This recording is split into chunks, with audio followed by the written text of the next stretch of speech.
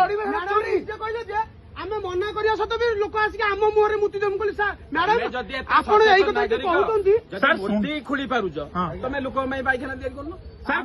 ଶୁଣନ୍ତୁ ମୋ କଥାଟା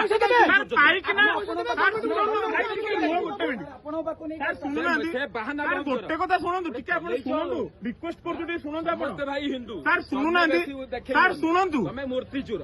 ଠିକ ଅଛି ଆମେ ମୂର୍ତ୍ତି ଆମେ ମୂର୍ତ୍ତି କାଲିଠୁ ଯେତେଟା ଗାଈ ଆକ୍ସିଡେଣ୍ଟ ହବ ପୁରୀରେ ସବୁ ତକ ଆସିକି ଦୁଆର ମୋର ଠିକ ଅଛି ଠିକ ଅଛି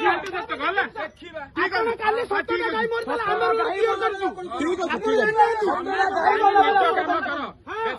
ସାର୍ ଆମ କାମ ଏଇଟା ଦର୍ଶନ କରୁଛ ଲୋକଙ୍କୁ ଧମକେଇକି ପଇସା ଆଦାୟ କରୁଛ।